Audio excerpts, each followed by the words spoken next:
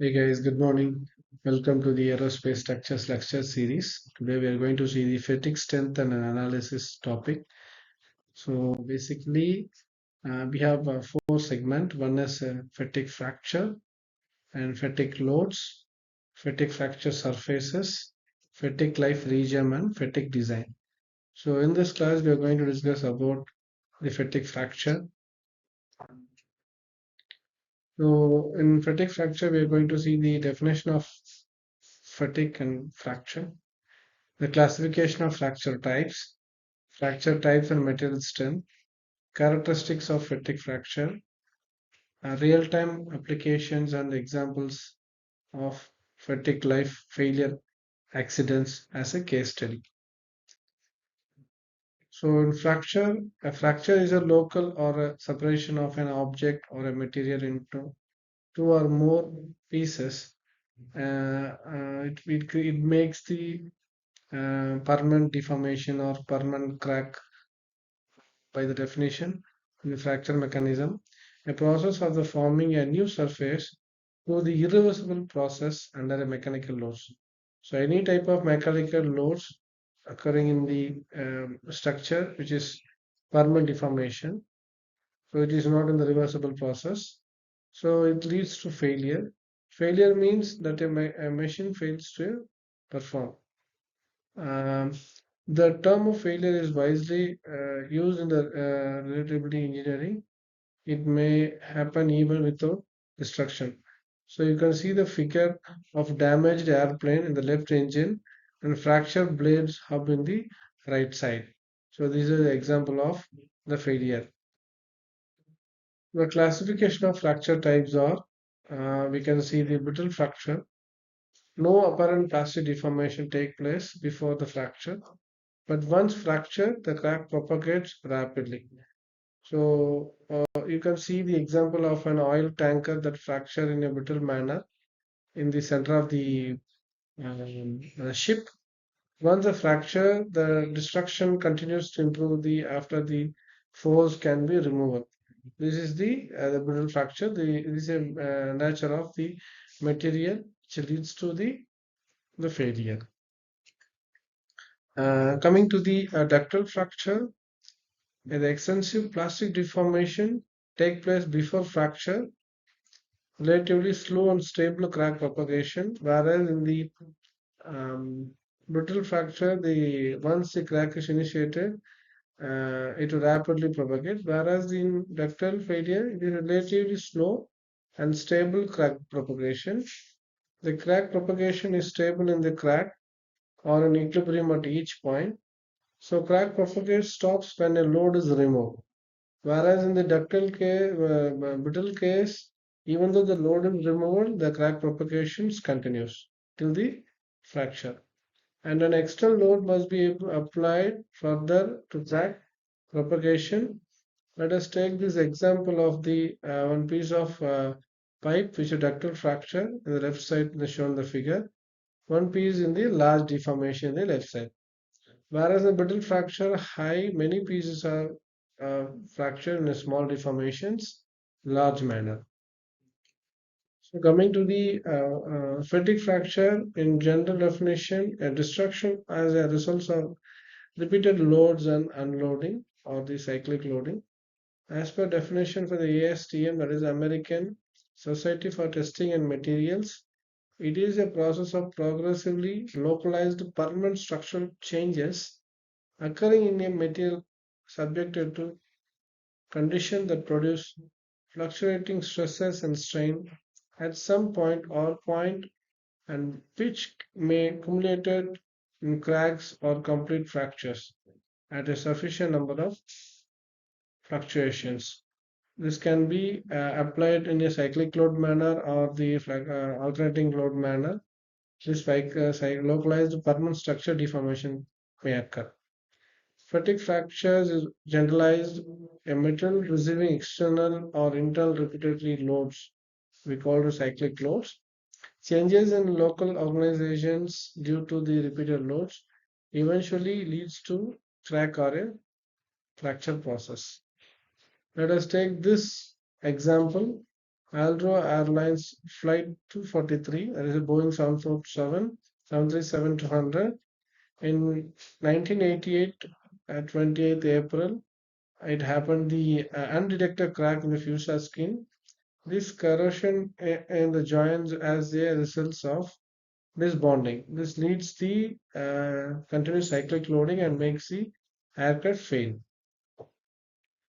Next, coming to the creep fracture, it is the time-dependent deformation even with this constant load at over a certain temperature.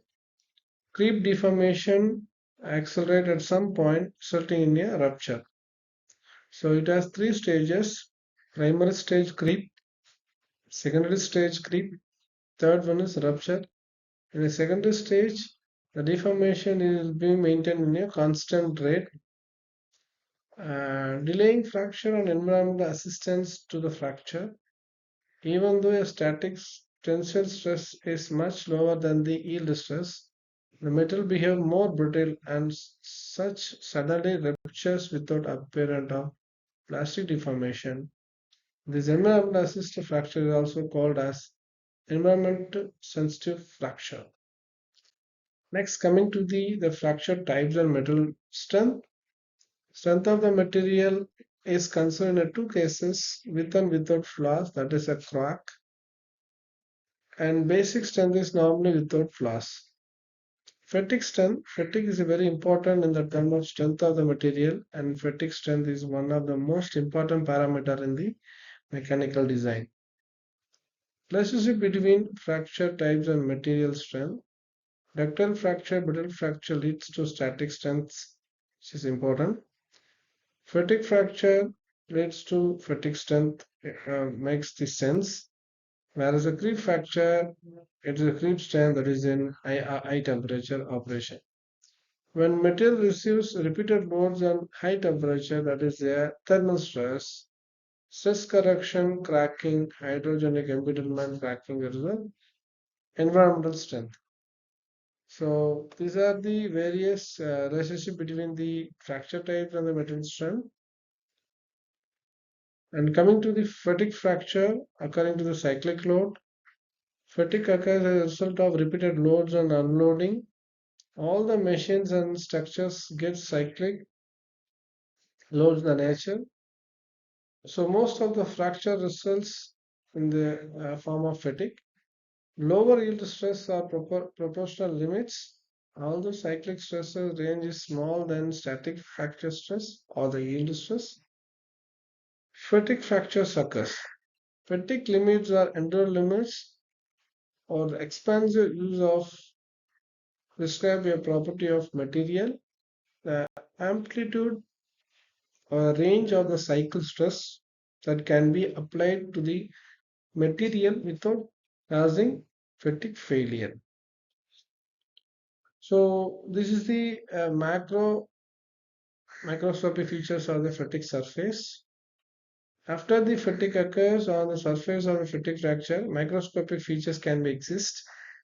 By examining the fracture surface, we can estimate the causes of the fracture, the location of the crack, and the amplitude of the loads can be estimated. In this figure, the fatigue is enlargement of the large indicated by the white arrow left below the figure, and this crack can be seen the final torsional overloaded region and zone 1 and zone 2, the fatigue origin intergranular fracture and the heat affected zone, non-heat affected zone. Example of fatigue failure accident in the real world, crash of the world's first commercial jet Cormac 1954. The airplane, a British Overseas Airways Corporation jet Comet, was crashed on the way from the Rome to London. The causes of this accident, the fuselage damage caused by fatigue fracture, occurs at the corner of automatic direction finding in the ADF window in the upper part of the fuselage. Casualties: 29 passengers and 6 crews were died. After the experimental study to find failure causes, full scale fatigue test and low cycle fatigue test have been became crucial in the fatigue accident avoidance cases. The crash of the this condition may occur due to the cyclic load occur in the fuselage. It is a real-time example. Example 2, the crash of the American airline DC-100 in 1979. Accident causes left engine dropped out from the wing during the takeoff. Because of axisymmetric, the plane crashed. This is entirely due to the error in the maintenance and the SSL. Federal Aviation Administration USA failed to identify standard maintenance procedure. The casualties 272 people were died. Third example of the fatigue failure accident, crash of drilling vessels Alexandria L. London at the North Sea field in 1980. The accident causes the rig collapse due to the fatigue crack in one of its six braces, which connects the collapsed D legs to the rest of the ring. Poor profile of the filter valve will contributed to reduction in the fatigue strength. Casualty 123 people were died due to this fatigue reason. One more example, in German high-speed train ICE-1 derailed 1998. Hence, unscheduled train disaster was a world deadliest high-speed train accident. It occurs on 3rd June 1998 near the village of Eschweiler in the Shell district of Lower Saxony, Germany. The accident caused due to the train were equipped with single cast wheel known as monoblock wheel. Once in seven soon became apparent that this design could as a result of metal fatigue and out of round condition lead to resonance and vibration at cruising speed. Casualty 101 people were died, 105 people injured. So these are the few examples of the fatigue live example of trains and aircraft. Now coming to the Senox bridge collapse in 1994. This bridge, like the Yarmouth district, the central section of bridge is over 50 meter in length, was suddenly collapsed on 21st, 1994. The causes of this accident, improper welding of the steel truss of the suspension structure beneath the concrete slab roadways. Casualty 32 people were died and 17 people were injured. So thank you. We'll see in the next class.